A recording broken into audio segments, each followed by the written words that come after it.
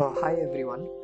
In this video, we will be discussing about a problem statement related to the store performance of a Pizza Hut outlet.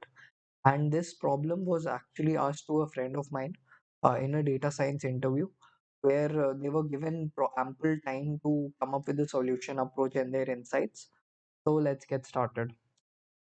So the problem statement is actually that you need to assume that you are a store manager of a Pizza Hut outlet, and your regional manager has asked you that how did your store perform the last month. Okay, and you being the store manager, you can assume what all data would be available to you, and you need to come up with a series of visualizations and metrics that you will report to your regional manager. Okay, so this was the only problem that was mentioned, and apart from this, no information was given. So this is where the solution approach starts, right? Right from thinking what data would be available, and then proceeding ahead to build the solution for it. Okay, so let us start with the assumptions. So, just from common sense and general knowledge that you have, you also might be able to come up with some metrics. And here are the metrics that I was able to come up with. So, some metrics are related to, okay, so since it is a store, there would definitely be sales metrics, that how much were the sales for the pizzas, and how, across what products. For example, pizza stores also sell beverages, they also sell side products, right? And how many of these sales came through offers, came through promotions, how many of these sales came through online website, how many of these sales came through direct dine-ins. Okay, so all this information would be available to the store manager. So I've also mentioned customer feedback and store and employee utilization here. So all sorts of information, basically this is the sort of information that the store manager has access to. Now there might be additional information as well, but for me to start building the solution, this much information is enough. So I'll get, and one thing I would like to point you to this statement, that how did your store perform last month. So here there's this word called perform. So now wherever uh, the performance is being talked about, so there is actually good performance and then there is bad performance. But how do we assess that what is good and what is bad? Okay, so in our case, what we need to provide comparisons so that we are able to say whether the performance is good or bad. Okay, so now what comparisons can we provide? We can, so I am proposing two solutions here. One is that we'll compare the store itself to the previous month's performance, and then we will compare this store with other stores that are located within the same vicinity, and other stores that are comparable basically to our store, right? So let's start with the visualization part first.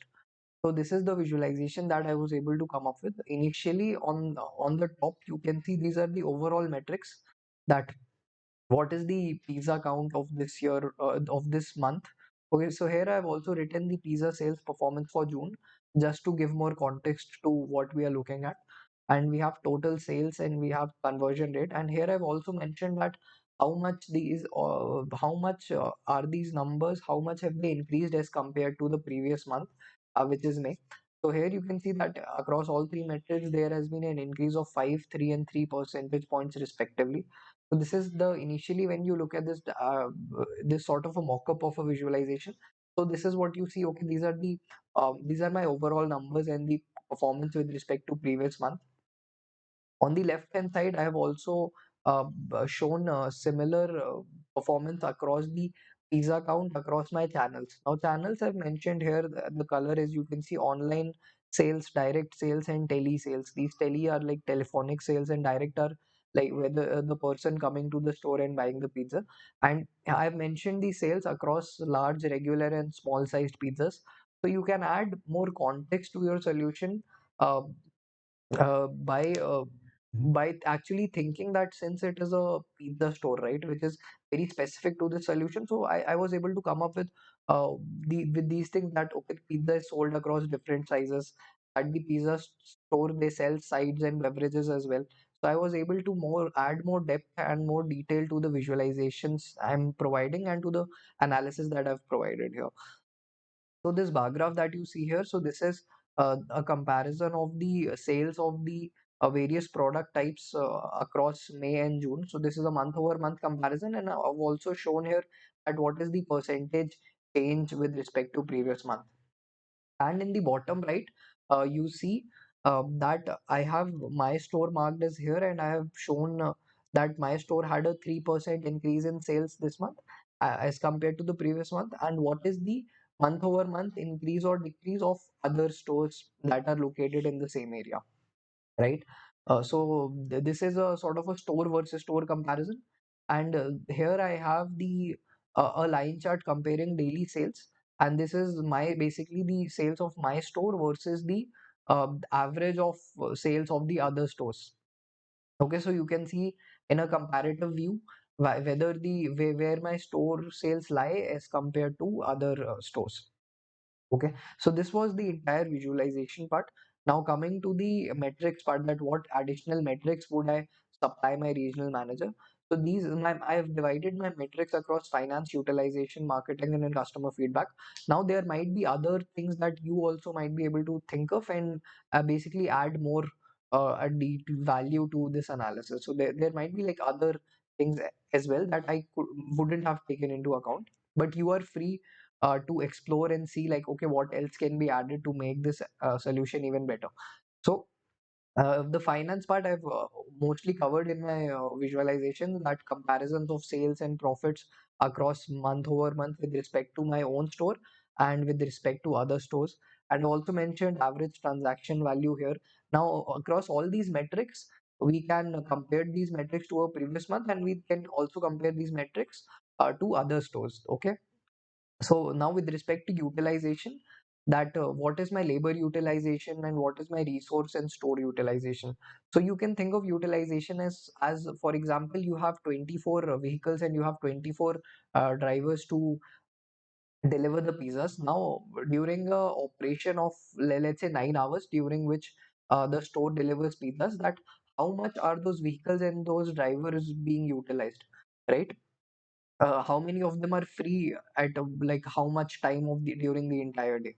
So that will give me a sense of, okay, whether their utilization is 80% or 90%, and the higher the utilization, the better it is for the business. Then we have marketing related metrics, that what is the if I run a campaign across email, or if I send out flyers, then what was what how many customers came due to those campaigns, and what is this conversion rate as compared to other stores. And I can also compare the return on investment of the marketing campaigns, that what was my spend and how much I was able to generate from it. And finally, coming out down to customer feedback, the first thing I've mentioned in customer feedback is perfect order metric. So perfect order metric is basically when let's say I have worked on like 100 orders, and out of those 100 orders, some orders might be late, and there might be some orders that might have some issue, but there would be certain orders that are perfect.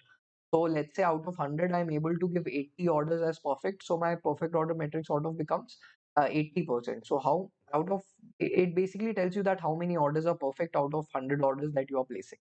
Okay. So now I've defined the perfect order as right time, right quantity, and right condition. Okay, and with a positive customer feedback. So this might differ from every industry to industry, right? And the second thing I've mentioned is order fulfillment rate to measure late deliveries, and I've also mentioned that the mentioned the average customer rating.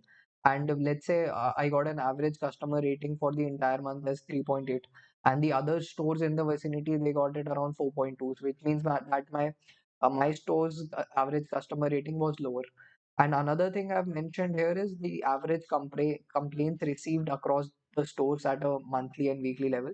And again, I can compare this across other stores as well. So that was the entire solution that I built, where we discussed the visualizations, and we've also discussed the metrics that I would be mentioning my regional manager. So that was all for this video, everyone. Thank you for watching.